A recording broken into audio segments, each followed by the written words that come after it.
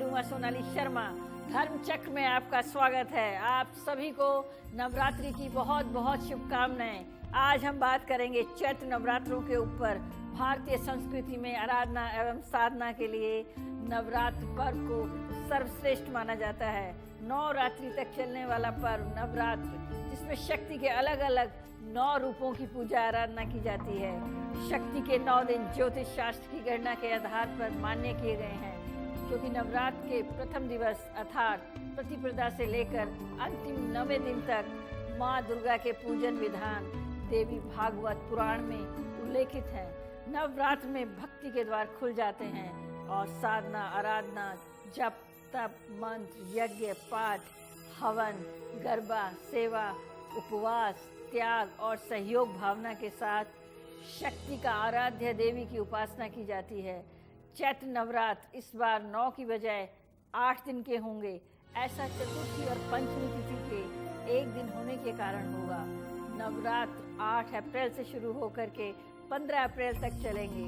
नवरात्र के पहले दिन में हिंदू नववर्ष भी प्रारंभ होगा और विक्रम संवत 2073 की शुरुआत होगी।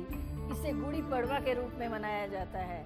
10 अप्रैल को सुबह 10:40 में चतुर्थी तिथि लगेगी, जो 11 अप्रैल को सुबह 7:50 से शुरू होगी।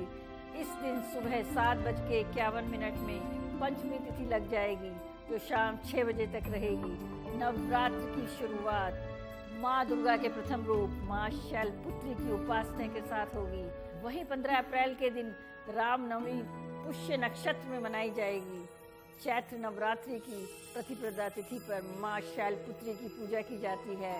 मार्कंडेय पुराण के अनुसार देवी का यह नाम हिमालय के यहाँ जन्म होने से पड़ा था। हिमालय हमारी शक्ति, दृढ़ता, आधार व स्थिरता का प्रतीक है। माँ शैलपुत्री को अखंड सौभाग्य का प्रतीक भी माना जाता है। नवरात्र के प्रथम दिन योगी जन अपनी शक्ति मूलाधार में स्थित करते हैं व योग साधना करते हैं। हमारे जीवन में प्रबंधन से दृढ़ता, स्थिरता, आधार का महत्व सर्वप्रथम है। इसलिए इस दिन हमें अपने स्थायित्व, शक्तिमान होने के माता शैलपुत्री से प्रार्थना करनी चाहिए। शैलपुत्री की आराधना करने से जीवन में स्थिरता आती है। हिमालय की पुत्री होने से यह देवी प्रकृति स्वरूपा भी हैं।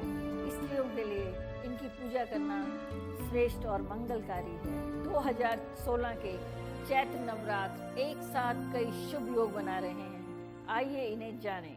8 अप्रैल को सर्वार्थ सिद्धि योग रहेगा। इसमें माँ की आराधना में सिद्धियाँ प्राप्त होंगी और सभी कार्यों के लिए यह शुभ रहेगा।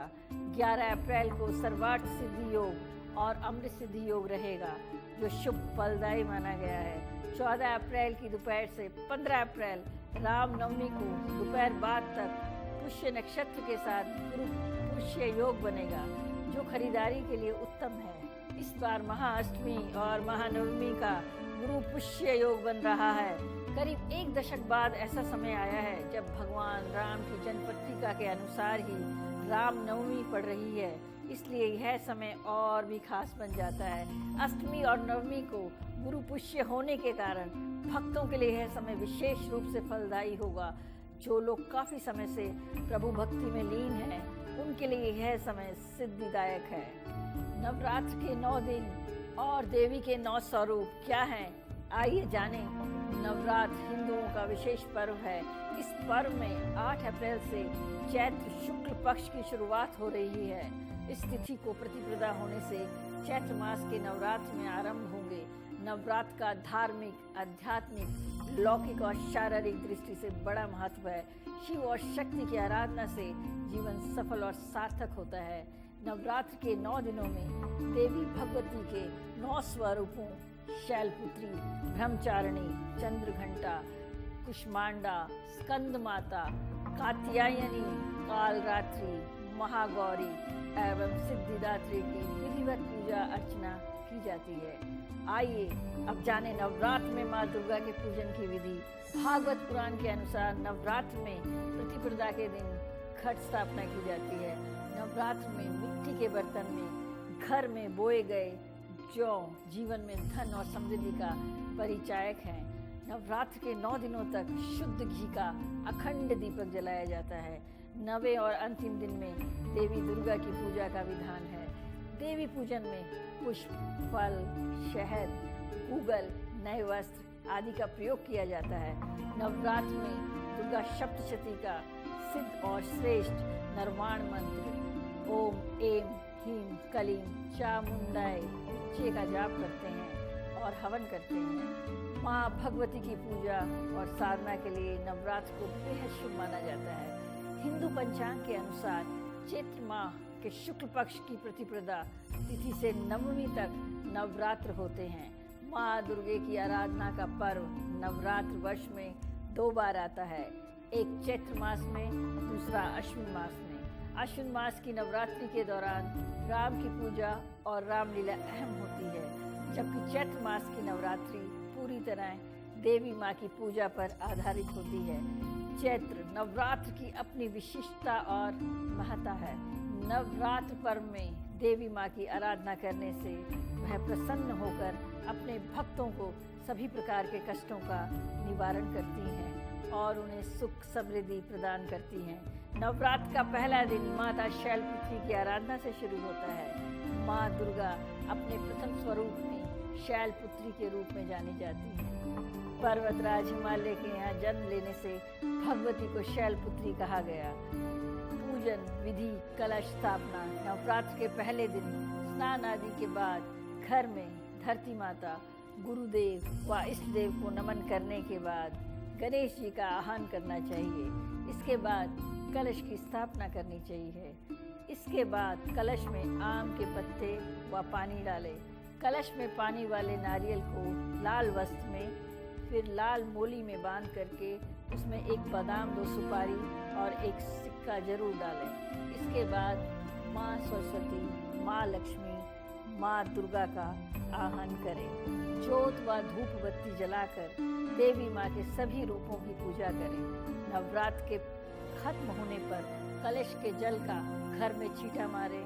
कन्या पूजन के बाद प्रसाद वितरण करें।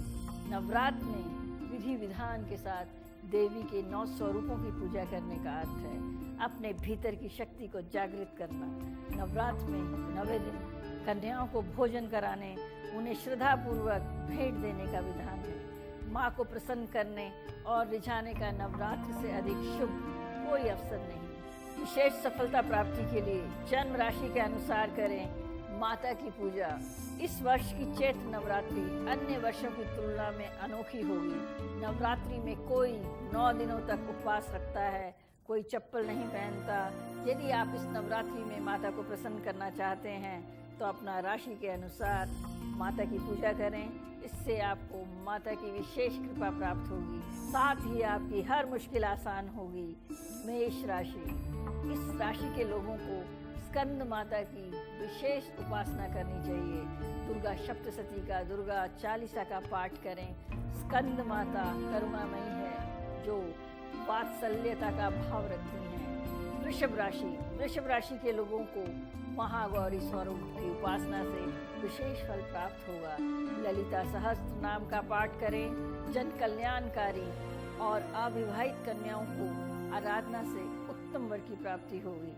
मिथुन राशि। इस राशि के लोगों को देवी यंत्र स्थापित कर ब्रह्मचारिणी की उपासना करनी चाहिए। साथ ही तारा कवच का पाठ रोज करें।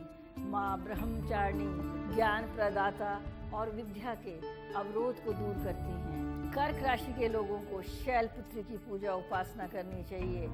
लक्ष्मी सहस्त्र नाम का पाठ करें। भगवती की वरद मुद्रा अभयदान प्रदान करती हैं। सिंह राशि। सिंह राशि के लिए माँ कुष्मांडा की साधना विशेष फलदायक है। दुर्गा मंत्रों का जप करें। ऐसा माना जाता है देवी माँ के हाथ से मात्र से ही ब्रह्मांड की उत्पत्ति हुई है।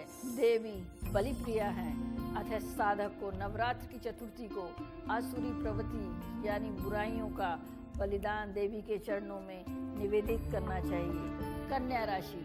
इस राशि के लोगों को माँ ब्रह्मचारिणी पूजन करना चाहिए। लक्ष्मी मंत्रों का सर्वविधि जप करें। ज्ञान प्रदान करती हुई विद्या के मार्ग को, अवरोधों को दूर करती हैं। विद्यार्थियों के लिए देवी की आराधना फलदायी है।